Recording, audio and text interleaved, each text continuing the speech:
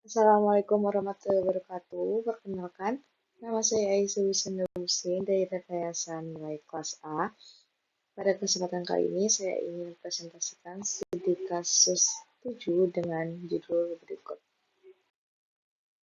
Deskripsi proyek. Nama proyeknya Palmetto Expressway, panjang proyek mencapai 6 mil, waktu studi FE 14-18 Mei 2012. Latar belakangnya, jalur SR826 adalah satu jalur yang paling sering dipakai sepanjang koridor Miami-Dade Country. Tujuan dari proyek ini adalah untuk menambahkan dua jalur pada setiap arah di sepanjang koridor tengah.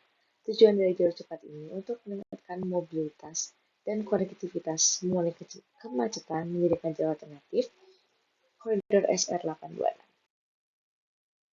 Tujuan dari value engineering yaitu dalam rangka meningkatkan capital cost, constructability, kemudahan perawatan lalu lintas, meningkatkan fungsi dasar yang dibutuhkan untuk pelaksanaan proyek, memberi ringkasan kondisi existing, mendokumentasikan tujuan dan kebutuhan proyek, serta mendokumentasikan data teknis, lingkungan, dan sosial lainnya yang terkait dengan konsep desain gambar. Beberapa isu yang dipertimbangkan dalam melakukan value engineering study yaitu satu, tidak ada hak jalan tambahan. Yang kedua, bersinggungan dengan sumber gas alam, koneksi di setiap ujung, tidak ada peningkatan kapasitas pada persimpangan, jalan raya ME-3RD Street, jalan raya NW25 Tan Street, dan jadwal yang padat.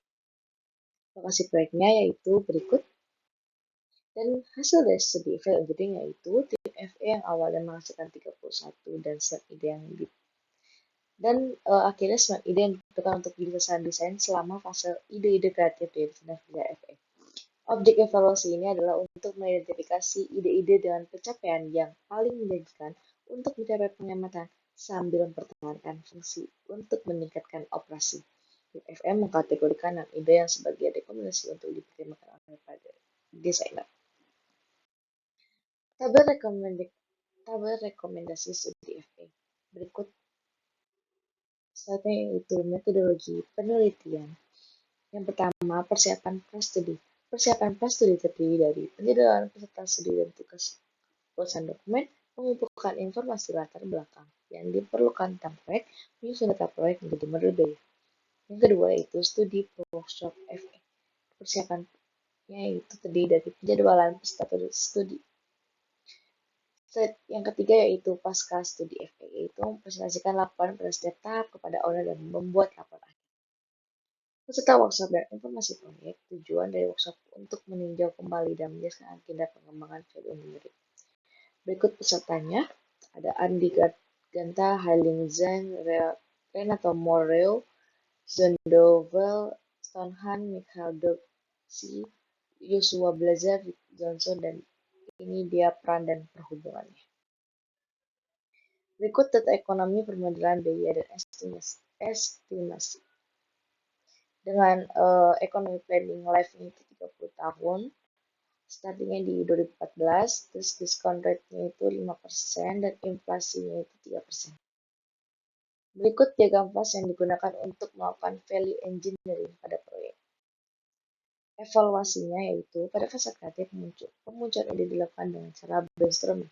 Ide-ide yang muncul kemudian didiskusikan dan dievaluasi dengan kriteria-kriteria yang ditetapkan bersama oleh tim FE. Dapat 9 kriteria yang digunakan untuk evaluasi yaitu sebagai berikut. Yang pertama biaya modal, kedua kemudahan konstruksi, yang ketiga perawatan di masa mendatang, yang keempat tentang dampak pada penjadwalan, yang kelima operasi lalu lintas, yang keenam pemeliharaan kontrol lintas, yang ketujuh membutuhkan variasi, yang keempat memenuhi variasi, dan yang kesembilan yaitu dukungan publik. Rekomendasi. Rekomendasi ditampilkan merupakan gagasan-gagasan yang disusun oleh studi FE di dalamnya mencakup perbandingan antara proposal studi tim FE dengan konsep asli perancang. Gagasan ini terdiri dari ringkasan desain asli, deskripsi perubahan yang diusulkan, dan dievaluasi deskripsi tentang kelebihan dan kekurangan rekomendasi yang diusulkan. Selain itu, jika diperlukan sketsa dan perhitungan juga ditampilkan. Yang pertama yaitu rekomendasi nomor 6, yaitu mempertimbangkan penggunaan jalur 4+1 dengan bahu jalur penuh pada jalur yang dikelola setiap arah. Dan itu adalah gambarnya. Keuntungannya itu biaya awal yang rendah, dampak operasional yang lebih sedikit dalam mempersiapkan diferensial kecepatan dan jenis kendaraan, menyediakan aliran pendapatan awal, mengurangi dampak ke area konstruksi jalan 175 dengan mengisolasi melalui perjalanan pada gerakan terberat dan memanfaatkan infrastruktur jalan yang ada dengan cara semula dimaksudkan.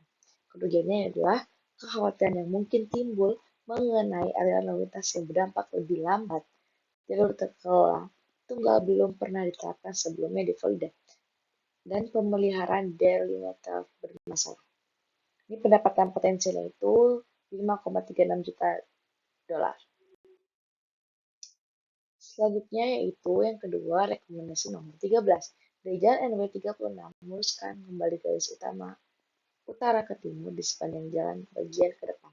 Berikut gambar ya. Keuntungannya yaitu secara signifikan meningkatkan lebar bahu bagian dalam hingga 12 kaki di kedua arah lampu lalu lintas. Operasi lalu lintas, aliran dan kecepatan akan sangat meningkat. Tanggap darurat akan meningkat secara signifikan adanya pendapat tambahan. Kerugiannya adalah peningkatan biaya konstruksi, waktu konstruksi, dan pemeliharaan lalu lintas. Rekonstruksi dinding penghalang median untuk arteri kaki ke timur. Sedikit modifikasi pada jalan lokal untuk mengakomodasi lampu lebaran. Rekonstruksi dinding median akan mengakibatkan 2 pergeseran MOT tambahan. Untuk nilai tambahnya sekitar 1,282 juta dolar. Selanjutnya itu yang ketiga, rekomendasi nomor 16. Pada persimpangan 175 pelurusan Catlin harus dimodifikasi untuk memungkinkan bahu sepanjang 10-12 kaki. Berikut gambarnya. Oke, jadi keuntungannya yaitu meningkatkan lebar bahu dari 4 kaki menjadi 10-12 kaki di semua arah lalu lintas dan untuk setiap jenis jalur. Operasi lalu lintas, air dan kecepatan akan sangat meningkat dan pendapatan menambah. Kerugiannya adalah akan meningkatkan biaya konstruksi, meningkatkan waktu konstruksi, membutuhkan pemilihan gorong-gorong panjang, dan dapat mempengaruhi perizinan. Perlu dikoordinasi dengan badan perizinan. Untuk nilai tambahan potensialnya sekitar 3,428 juta dolar. Yang keempat yaitu rekomendasi nomor 19. Antar jalan NW 74 dan jalan Okeechobee, yaitu perluasan jalur selatan ke barat untuk menyediakan bahu jalan sepanjang 12 kaki dengan meneruskan kembali jalan maksud ke Okeechobee. Ini berikut gambarnya. Oke, keuntungannya itu adalah meningkatkan lebar bahu bagian dalam dari 4 kaki menjadi 12 kaki, memungkinkan kendaraan yang cepat masuk ke bahu tanpa mengganggu operasional jalur yang dikelola, meningkatkan lebar bahu bagian dalam dari 4 kaki menjadi 12 kaki, dan kendaraan yang cacat. Dan kerugiannya adalah peningkatan biaya, peningkatan pemeliharaan lalu lintas selama konstruksi. Nilai tambahan potensinya yaitu sekitar 7,632 juta dolar. Dan yang kelima yaitu rekomendasi nomor 22. Pada seksi 5, buat count dan stripping sepanjang 11 kaki untuk menghindari dampak pekerjaan ulang. Juga perpanjang jalur ke utara kelima, lebih jauh ke selatan. Berikut gambarnya. Ya, keuntungannya yaitu adalah lebih sedikit biaya keseluruhan karena meningkatkan pekerjaan ulang, pendapat publik yang kurang negatif dengan konstruksi boros yang terlihat dan dampak kualitas sama. Untuk kerugiannya itu menggeser biaya pekerjaan ke proyek bagian 5 saat ini, dan upaya mesin ulang untuk bagian 5. Penghematan biaya potensinya yaitu 940.000 dolar. Selanjutnya itu rekomendasi nomor 23, yaitu tambahan balas kecepatan variabel di draft purpose lens. Keuntungannya, meningkatkan operasi dan secara aktif mengelola aliran pada jalur tujuan umum. Peningkatan hasil yang diantisipasi karena variasi kecepatan yang diperkecil, memberi kecepatan yang lebih konsisten.